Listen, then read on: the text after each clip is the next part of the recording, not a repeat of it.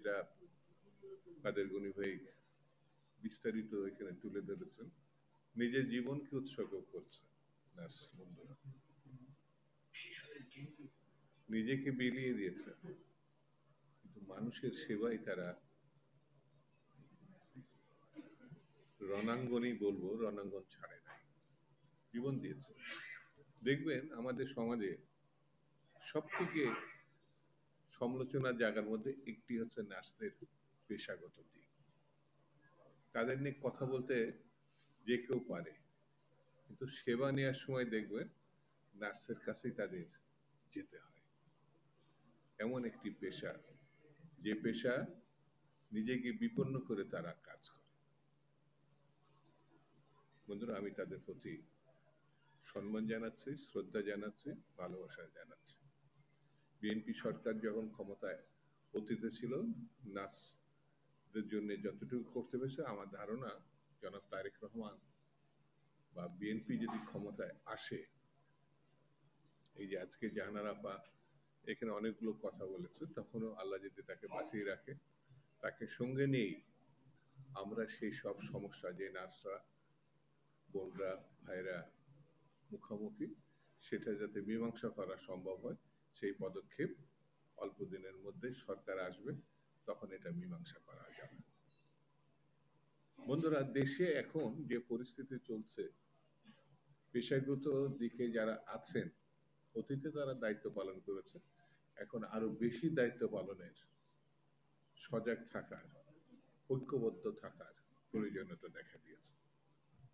BNP মনে করে doctor Yunus সাহেবের মধ্য দিয়েই আগামী জাতীয় সংসদের নির্বাচনটা ঐতিহাসিকভাবে সুসম্পন্ন হবে। কারণ ডক্টর ইউনূস নিজেই জাতির কাছে কথা দিয়েছেন তিনি একটি ঐতিহাসিক জাতীয় সংসদের নির্বাচন। গত 3টি নির্বাচন শেখ হাসিনা আত্মসাৎ করেছে, খুন করেছে, ধ্বংস করেছে। সেই ধ্বংসের স্তূপের উপরে গণতন্ত্রের পতাকা ওড়ানোর যে দায়িত্ব, সেই দায়িত্ব বর্তমান সরকার নিয়েছে। বিএনপি সেই সরকারকে সমর্থন জানিয়েছে। আমাদের সরকার প্রধান, সরকারের সহকর্মীরা বারবার উল্লেখ করেছেন ফেব্রুয়ারি মাসে নির্বাচন হবে। তারপরেও বিশেষ বিশেষ মহল সেই ঘোষণাকে, সেই প্রতিশ্রুতিকে একটি ধোঁয়াত্মপূর্ণ অবিশ্বাসের দিকে নিয়ে যাওয়ার চেষ্টা করেছে। কাছের লোক, দূরের লোক সবাই সতর্কতা ছাড়াই ষড়যন্ত্রের যারা পারদর্শী তাদের ফাঁদে পা দিচ্ছে। এই ষড়যন্ত্রের মূল উদ্যোক্তা আওয়ামী লীগ, যারা নির্বাচন কখনোই ক্ষমতায় থেকে সুষ্ঠুভাবে করতে পারেন। আরেকটি ভালো নির্বাচন হোক এই দেশে, আওয়ামী লীগ এটা চায় না বলে এই 3টে খারাপ ইলেকশন করেছে। হাসিনা গণহত্যাকারী, এ ব্যাপারে আমার মনে হয় বাংলাদেশের মানুষ, বিশেষ করে দক্ষিণ পূর্ব এশিয়ার মানুষ, এটা তারা জানে। বিদায়ের আগে, পালানোর আগে, লুকানোর আগে সে যেভাবে নির্বিচারে গণহত্যা চালিয়েছে, এটা তার বাবা শেখ মুজিবের পথ অনুসরণ করেছে।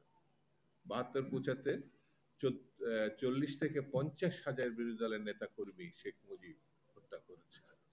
তারই উত্তরসূরি শেখ হাসিনা দীর্ঘ শাসনকালে 10,000-এর উপরে, আর গত জুলাইয়ের আমাদের ছেলে মেয়ের দিকে জুলাই আগস্টে এই গণহত্যা ইতিহাসে ভয়ঙ্করতম গণহত্যা হিসাবে চিহ্নিত হবে। আর লুটপাট শেখ মুজিবের সময় আমরা দেখেছি, আর শেখ মুজিবের 2 কন্যা কত বড় চোর, কত বড় দুর্নীতিগ্রস্ত, কত বড় লুটেরা, যে ভাবা যায় না। তারা এই লোভকে সংবরণ করতে পারেনি বলে 8 থেকে 10টি ব্যাংকে একেবারে সবকিছু নিয়ে গেছে। হয় ভারতে, নাই লন্ডনে, নাই আমেরিকায় তারা এই টাকা পাচার করেছে। ডক্টর ইউনূস কথা দিয়েছিলেন যে টাকা তিনি ফেরত আসবেন। আমি এখনো বিশ্বাস করি ডক্টর ইউনূস যদি উদ্যোগী হয় তাহলে এই টাকার বড় অংশই ফিরে আসা সম্ভব। বন্ধুরা, আমি বেশি কথা বলবো না, আপনাদের আটকাবো না, তবে এতটুকু বলি, যদি সামনের দিনগুলোতে আমরা ঐক্যবদ্ধ না থাকি, একটি এক্সক্লুসিভ নির্বাচন করতে না পারি, তাহলে বাংলাদেশের স্বাধীনতা সার্বভৌমত্ব রক্ষা করা কঠিন হবে।